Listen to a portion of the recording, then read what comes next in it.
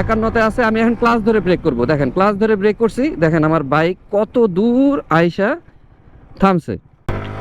আসসালামু আলাইকুম, আমি Khaled Mahmud Walid Prince. Welcome to my YouTube and Facebook page Walid the traveller and welcome to my another new video. আশা করি সবাই ভালো আছেন। আপনাদের কাছে একটা রিকোয়েস্ট হচ্ছে, আপনারা যারা আমার চ্যানেলটা সাবস্ক্রাইব করেন প্লিজ সাবস্ক্রাইব করে দেন। অনেক ভিডিও আছে, অনেক ভিউ হচ্ছে, 10,000 15,000 ভিউ হয়ে গেছে, বাট সাবস্ক্রাইবার আমার অনেক কম। আপনারা প্লিজ প্লিজ প্লিজ আমাকে একটু সাবস্ক্রাইব করে দিবেন, কারণ আপনাদের ভালোবাসায় এগিয়ে যাবে আমার এই ছোট চ্যানেলটি।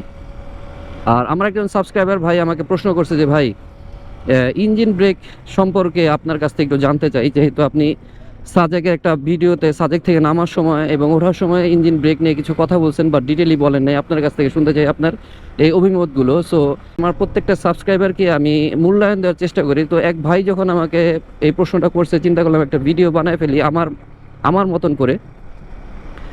সো এই জন্য আজকের ভিডিওটা করা, কারণ প্রতিনিয়তই দেখা যায় এটা একটা ওল্ড টপিক হয়ে গেছে, বাট প্রতিনিয়তই মানুষ বাইক চালানো শিখছে, বাইক কিনতেছে। সো সেক্ষেত্রে ইঞ্জিন ব্রেকটা জানা খুবই দরকার।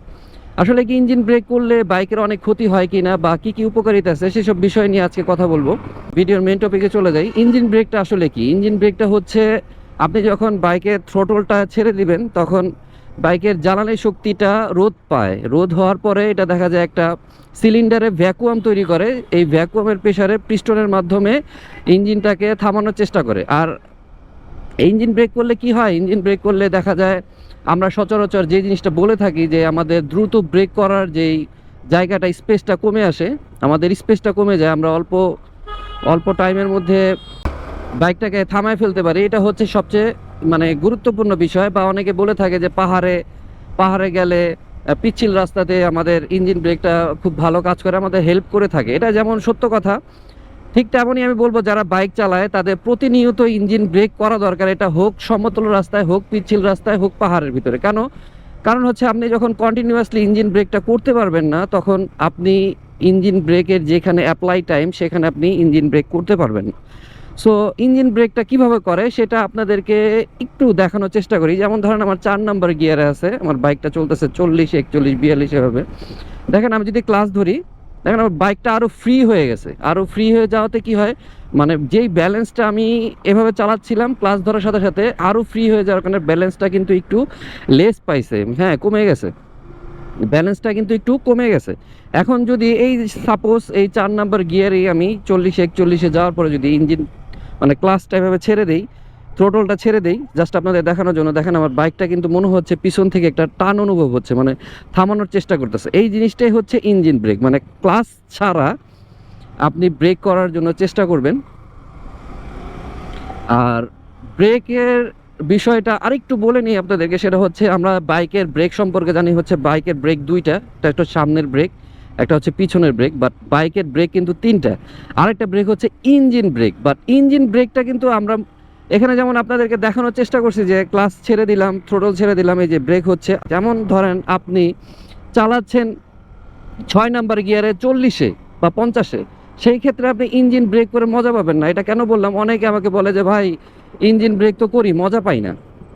মজা পায় না এই কারণেই, তখন দেখা যায় বাইকটা অল্প গিয়ারে, বেশি গিয়ারে অল্প গতি থাকে, সেক্ষেত্রে ইঞ্জিনের যে টান অনুভবটা সেটা পাওয়া যায় না। তাই বলে যে ইঞ্জিন ব্রেকের মজা পাওয়া যায় না। ইঞ্জিন ব্রেকের মজাটা আপনি তখনই পাবেন যখন আপনি যে যেমন ধরেন এখন 30-এ 3 গিয়ার আছে, আমার 60 স্পিড 65, 66 চলতেছে, এখন আমি ছেড়ে দিলাম, এই দেখেন ইঞ্জিন ব্রেকের যে মজাটা সেটা আমি পাচ্ছি। আমি যদি আরেকটা ডাউন শিফট করে দিই, দেখেন গাড়ি আমার অটোমেটিক দেখেন কীভাবে থেমে গেছে। আমি কিন্তু ব্রেক ধরি নাই, কোনো ব্রেকই ধরি নাই, কিন্তু গাড়িটা কীভাবে ব্রেক করছে, এটা অনেক বাইকে ক্লাস ধরে যেভাবে আপনি ব্রেক করতে পারবেন তার থেকে বেশি জমানো যায়। অ্যান্ড এটাই হচ্ছে ইঞ্জিন ব্রেকের মজা, ইঞ্জিন ব্রেকের পাওয়ার। এখন ইঞ্জিন ব্রেক করলে কিছু কিছু সিচুয়েশন আছে, দেখা যায় ইঞ্জিন ব্রেক করছেন, সাথে সামনের ব্রেক ধরছেন, পিসের ব্রেক ধরছেন, তারপরও আপনার ব্রেকিং যে ডিস্টেন্স বা যেখানে আপনাকে থামাইতে হবে সেই জায়গাটুকু কাভার হচ্ছে না, মনে হচ্ছে সামনে কোনো কিছুর সাথে অ্যাক্সিডেন্ট হওয়ার সম্ভাবনা আছে। এই সিচুয়েশনগুলি কিন্তু হয়। ওই যে আমি বললাম যে ইঞ্জিন ব্রেকের প্রপার যে মজাটা সেটা হচ্ছে আপনি যখন দেখবেন যে জায়গা কাভার হচ্ছে না বা আপনাকে আরও ইমার্জেন্সি ব্রেক করতে হবে, তখন আপনাকে কি করতে হবে, আপনি একটা ডাউন শিফট করে দিবেন। যেমন ধরেন এই যে আমার 3 নাম্বার কি 40, আমি একটা ডাউন শিফট করে দেখেন ব্রেক করলাম, আমার স্পিড ব্রেকার কতটুকু জায়গা ছিল, এর আগে কিন্তু আমার বাইকটা থেমে গেছে। এটা হচ্ছে প্রপার মজা। আপনি যখন ইঞ্জিন ব্রেক করতে যাবেন তখন আপনাকে এই জিনিসটাও শিখতে হবে যে ডাউনশিপ, সাথে সাথে আপনাকে ডাউনশিপ করতে হবে। এখন ডাউনশিপের শিপটা কিন্তু আপনাকে আপনার বাইকের অবস্থান অনুযায়ী করতে হবে। সব বাইকে আপনি দেখা যায় সাথে সাথে একটা বা দুইটা বা তিনটা গিয়ার নামাই দিলেই বাইকের ব্যালেন্স কিন্তু নষ্টও হয়ে যেতে পারে। এই জন্য আপনাকে কী করতে হবে, আপনি যে বাইকটা চালাচ্ছেন সেই বাইকটা যখন আপনি ইঞ্জিন ব্রেক প্র্যাকটিস করতে থাকবেন, তখন দেখবেন যে আপনার বাইকটা যখন আপনি অল্প গতিতে শুরু করবেন, প্রথমে যে অল্প গতিতে আমি ইঞ্জিন ব্রেক করতেছি বা অল্প গতিতে আমি ডাউনশিফট করতেছি, আমার বাইকের ফিডব্যাকটা কীরকম আসতেছে। কারণ আপনি যে বাইকটা চালাবেন সেই বাইকটাই কিন্তু আপনি ইঞ্জিন ব্রেক করবেন। তো সেই ক্ষেত্রে আপনাকে আপনার বাইকের অবস্থান সম্পর্কে জানতে হবে যে আপনার বাইকের ফিডব্যাকটা অ্যাকচুয়াল কী।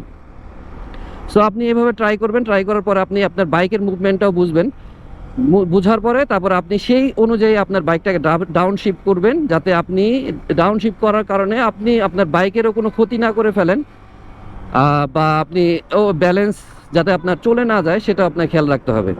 তো এটাই হচ্ছে আসলে ইঞ্জিন ব্রেক আর ইঞ্জিন ব্রেকের মজা। কিন্তু এই জিনিসটা আপনাকে কন্টিনিউ করতে হবে, যে ওই আমি হাইওয়েতে গেলাম বা যখন পাহাড়ে গেলাম তখন আমি ইঞ্জিন ব্রেকটা করব। এইটা যদি আপনি ভাইবা থাকেন তাহলে আপনি কোনো সময় ইঞ্জিন ব্রেক করতে পারবেন না, কারণ আপনি প্র্যাকটিসে নাই। আমি এর আগের ভিডিওতে একটা কথা বলছিলাম যে আপনি চাইলে করতে পারবেন, বলে করতে পারবেন যে আমি এখন একটা ইঞ্জিন ব্রেক করি, বাট আপনি যখন সিচুয়েশন আপনার চলে আসবে তখন আপনি পারবেন না। সেক্ষেত্রে আমি বলবো হ্যাঁ, ইঞ্জিন ব্রেক আপনি সবসময় করবেন। এই যে আমার সব গাড়ি স্লো দেখা যায়, আমাকে একটু স্লো করতে হইলে আমি জাস্ট থ্রোটলটা কমাই দিলাম, অটো ব্রেক হচ্ছে, আমার ব্রেকের প্যাডেরও ক্ষতি হচ্ছে না, ব্রেকও ধরতে হইতেছে না, সব কিছু আমার ভালো থাকতেছে, বাস আমার ব্রেকও হয়ে যাচ্ছে। এটা হচ্ছে ইঞ্জিন ব্রেক। সেটা আপনি প্র্যাকটিস করতে থাকলে আপনি অনেক দিক দিয়ে উপকার পাবেন। আর অনেকে, একদিন আমার এক ভাই আমার বাইকের পিছনে বসছে, সে অনেক দিন ধরে বাইক চালায়, পাঠাও চালায় মেবি সে, তো তার বাইক চালানো আমাদের থেকে অনেক বেশি পড়ে। সো সে আমার বললো, এই ইঞ্জিন ব্রেক করো না, ক্লাস ঝুলে যাবে, এইটা সেটা হাবি যাবি, চেন ছিঁড়া যাবে, উল্টায় যে পড়বা, ইঞ্জিন ব্রেক করা ঠিক না। তো তখন আমি তার সাথে অনেক তার বোঝাতে চেষ্টা করছি, বাট দেখলাম যে আসলে ভাই বুঝতে চেতেছে না।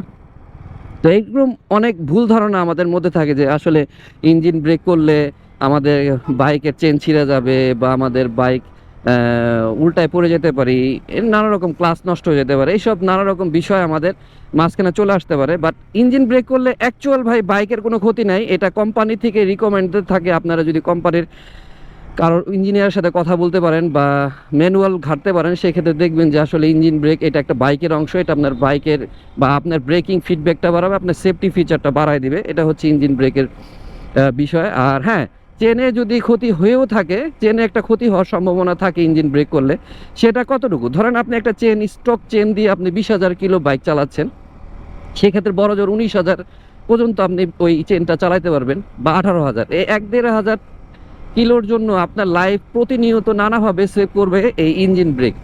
তো আমি আপনাদেরকে লাস্ট আরেকবার দেখানোর চেষ্টা করব আসলে ইঞ্জিন ব্রেকের মানে মজাটা কি। দেখেন, এই যে আমি চালাচ্ছি মোটামুটি স্পিড 70, এখন যদি আমি ক্লাস ধরি দেখেন আমার বাইকটা আরো ফ্রি হয়ে, মানে সাইকেল একটা ফিল আসতেছে, যে সাইকেল যেমন উচ্চ গতিতে চলতেছে এরকম। বাট আমি যদি আমার ক্লাসটা ছেড়ে দিই, দেখেন না, সাথে সাথে একটা টান ফিল হচ্ছে, বাইকের ব্যালেন্সটা চলে আসছে, এবং ব্রেকিং করে কিন্তু আমি মানে কনফিডেন্ট পাবো এখন যদি আমি আরও ধরি, কারণ ইঞ্জিন একটা ব্রেক ধরে রাখছে।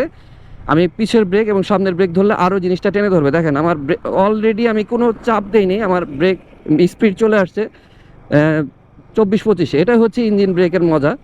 আরেকটা বার দেখানোর চেষ্টা করি আপনাদেরকে। দেখেন, সেকেন্ড গিয়ার, থার্ড গিয়ার, 51-তে আছে। আমি এখন ক্লাস ধরে ব্রেক করব। দেখেন, ক্লাস ধরে ব্রেক করছি, দেখেন আমার বাইক কত দূর আইসা থামছে। এবার আসেন এই সেম ওয়েতে আমি ইঞ্জিন ব্রেক করব। দেখেন, এই যে ইঞ্জিন ব্রেক 1 2 3, দেখেন কত তাড়াতাড়ি থেমে গেছে। এবার দেখেন আরো যদি আমি এটাকে ডাউন শিফট করে ব্রেক করি, একটা ডাউন করে দিলাম, দুইটা ডাউন করে দিলাম, দেখেন কত তাড়াতাড়ি নেমে গেছে। এটাই হচ্ছে পাওয়ার, এবং এটাই হচ্ছে ডাউন শিফটিং এর আরেকটা পাওয়ার। ডাউন শিফটিং আপনি যদি প্রপারলি করতে পারেন, আপনার ইঞ্জিনটা আপনাকে আরও আপনার বাইকটাকে কামড়ে ধরবে, বাংলা ভাষায় বললাম, এবং আপনি আরও স্মুথলি এটার ব্যবহার পাবেন। সো আশা করতেছি আপনারা ইঞ্জিন ব্রেক সম্পর্কে বুঝে গেছেন। এটার কোনো ক্ষতিকর তেমন কোনো প্রভাব নেই, বাট আপনাকে আপনার লাইফ সেভিং একটা অপশন এটা আপনার বাইকের। সো এই ছিল আজকের video. Like, comment, share and subscribe করবেন। আল্লাহ হাফেজ, আসসালামু আলাইকুম।